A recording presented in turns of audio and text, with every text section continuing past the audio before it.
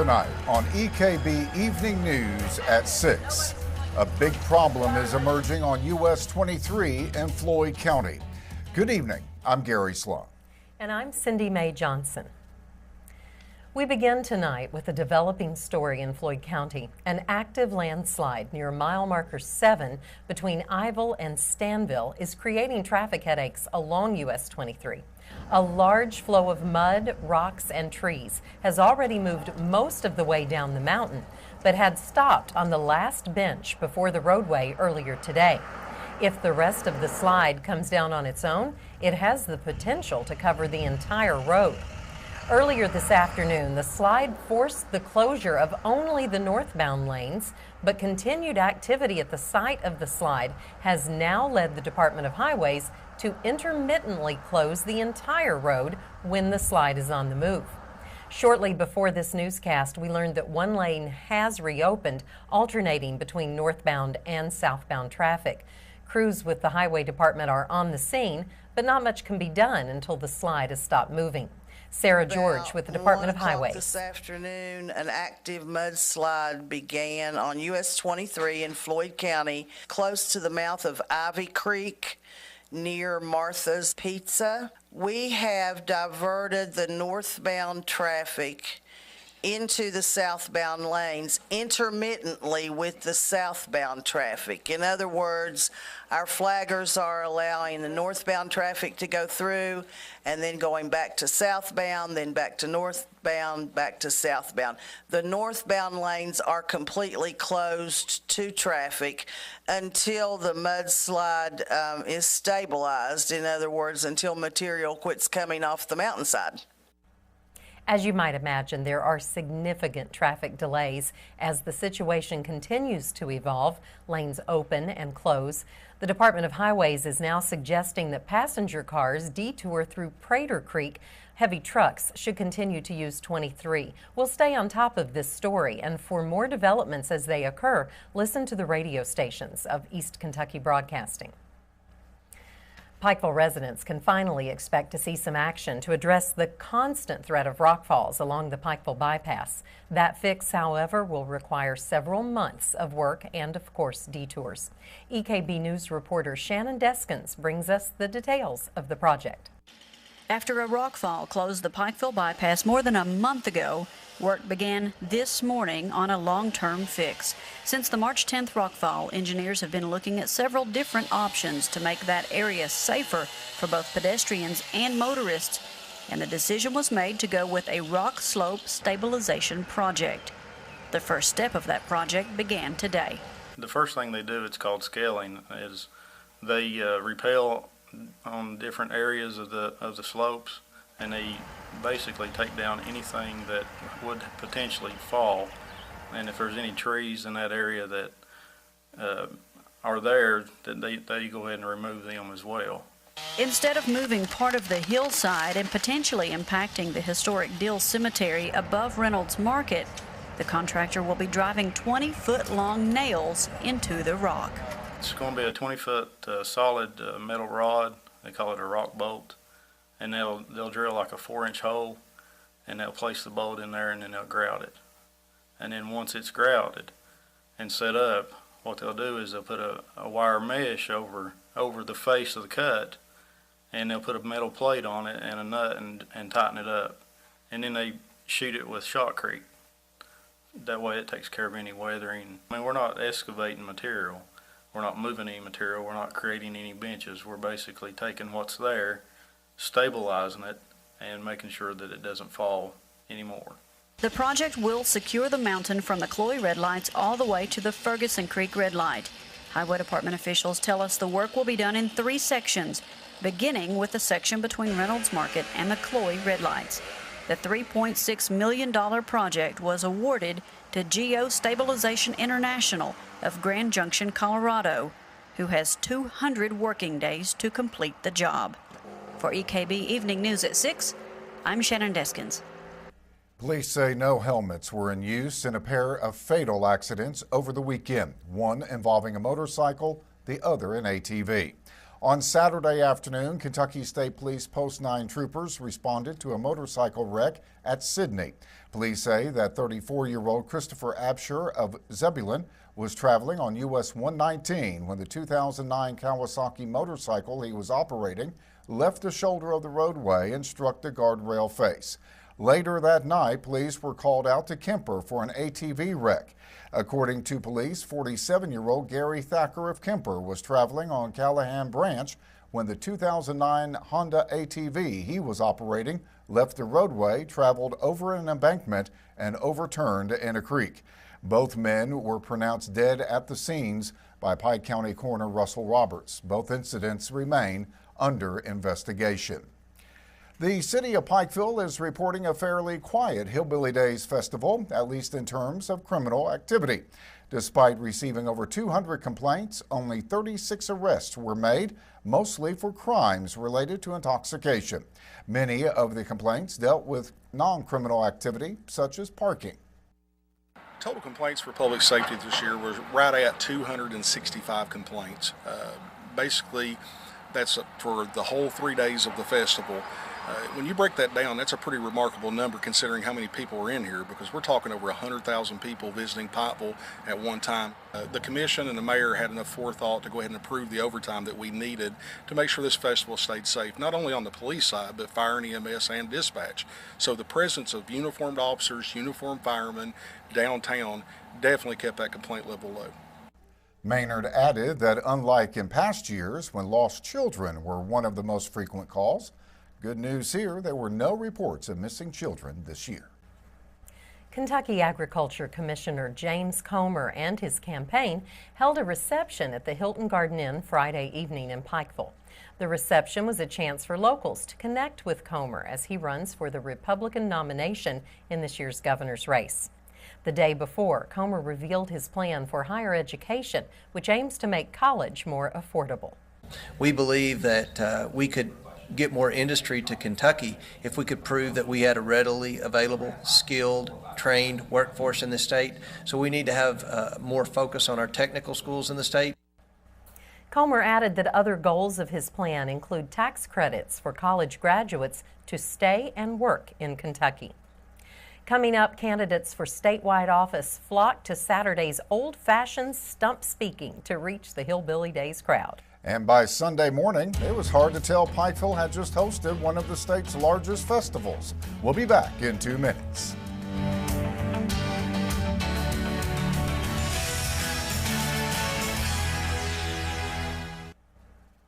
If you were out on the streets of Pikeville Sunday morning, you might have found it hard to believe that Hillbilly Days had just happened.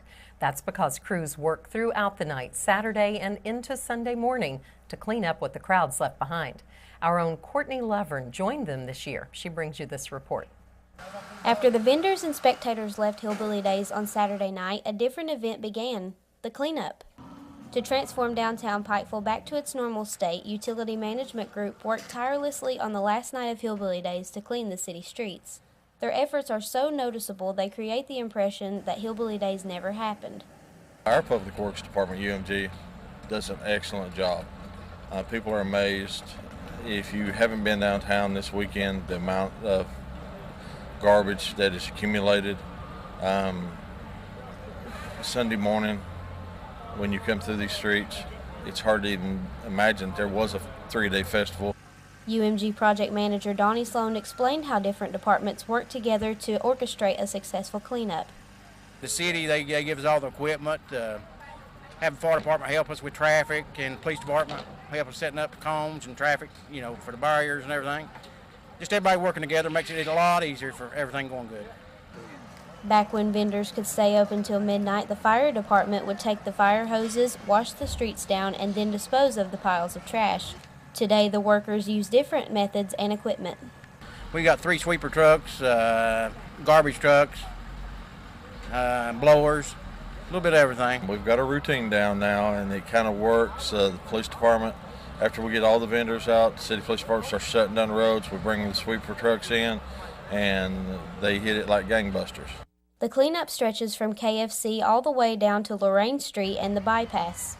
Every year, the workers clean from 9 p.m. on Saturday night to 7 a.m. on Sunday morning. We usually got about 75 people and good equipment from the city, and it just makes it happen when you got that many people doing a good job. Reporting for EKB Evening News at 6, I'm Courtney Levering. While Hillbilly Days draws large crowds looking for fun, politicians use the occasion to spread their message. The Pike County Fiscal Court invited candidates for statewide office to attend the festival for an old-fashioned stump speaking. EKB News reporter Shelby Steele attended and brings us this report. The Pike County Fiscal Court invited all statewide candidates who are running for office to the Hillbilly Days Stump Meeting. Each candidate was given 3 minutes to state their case, or music would play over them until they exited the stage. Jeannie Robinson, assistant to Pike County Judge Executive Bill Deskins, says she couldn't have asked for a better turnout. I was very pleased with the turnout. We had more than half, probably 75% of the candidates that we invited, and I thought they did a great job. And I would encourage everyone to please go out and vote. Robinson explains that with the way the economy is in eastern Kentucky, holding events like this is important. At this time, with loss of jobs in our drug epidemic, right now is definitely a time that we need to make sure that we make the right choice. We make the right choice in the primary or in the fall. The Pike County Fiscal Court encourages everyone to vote during the Kentucky primary elections that will be held on May 19th and the Kentucky gubernatorial election, which will take place on November 3rd. For EKB Evening News at 6, I'm Shelby Steele. Well, coming up, a later start date didn't help the weather for racing down in Bristol. Jamie Johnson will recap the Food City 500. But first, EKB Chief Meteorologist Lathan Hopkins will be in to give us a preview of the week's weather. We'll be back in 2 minutes.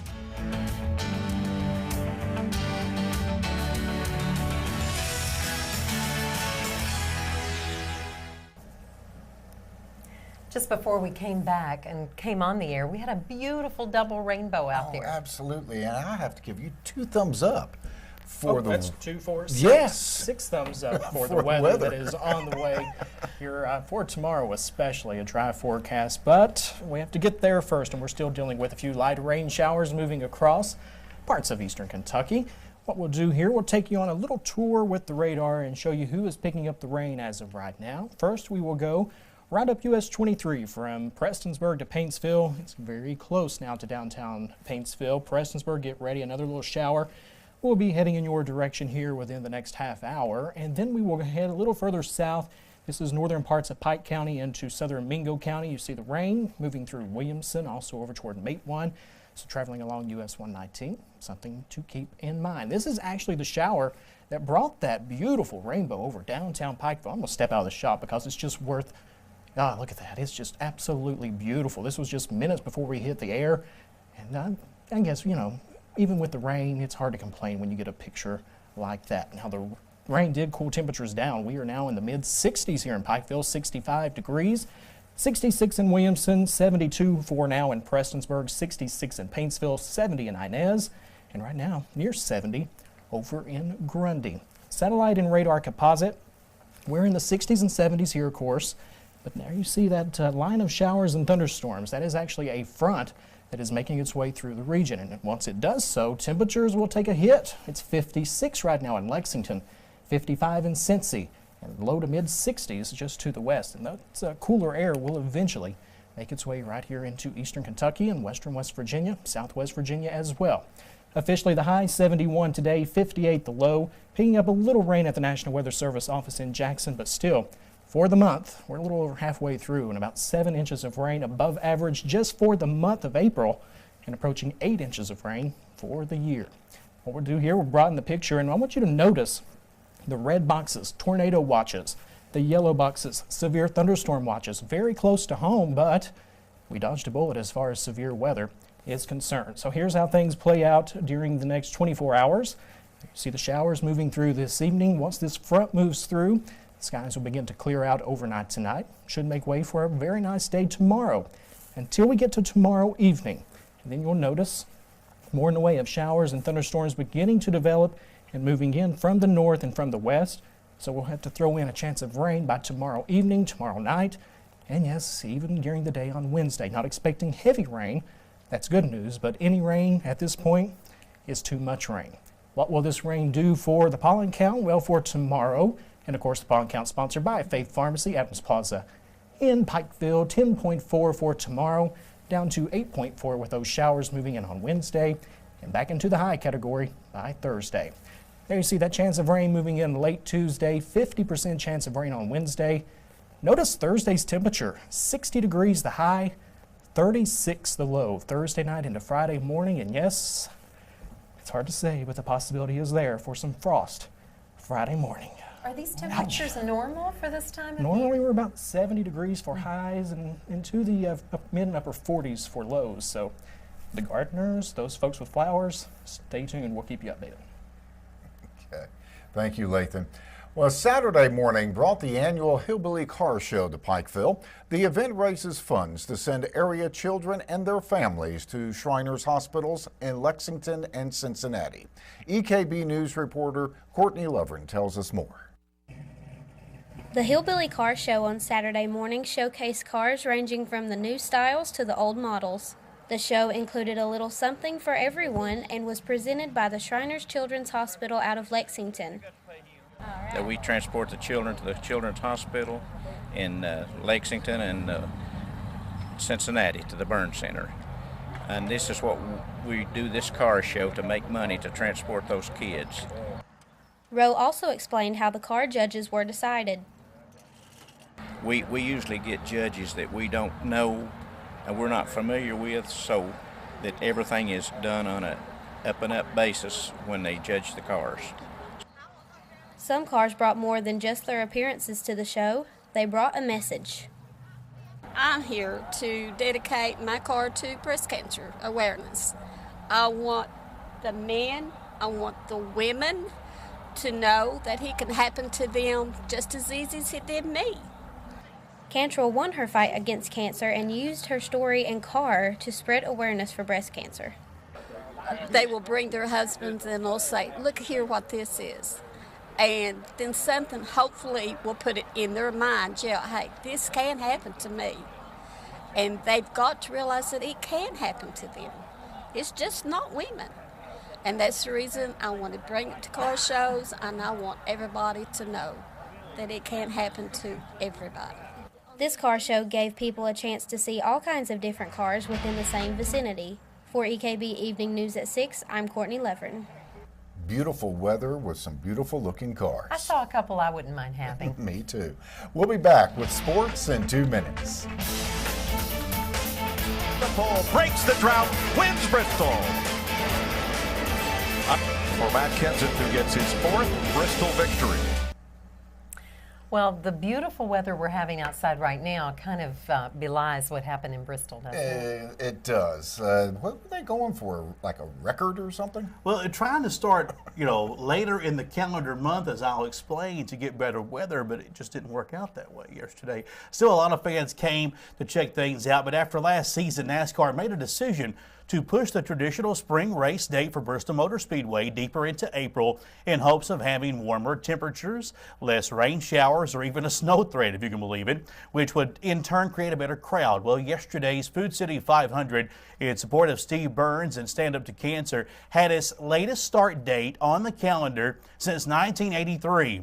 And the weather, well, what about a 3-rain delay, 4 hours total yesterday? Nevertheless, fans did hang around and were treated to plenty of action. Before the first rain delay, 2 of the favorites, teammates no less, took themselves out of contention. Penske drivers Brad Keselowski and defending Bristol Spring Race champion Joey Logano both ranking on lap 19. There would be 11 cautions thrown in this race before it was all said and done.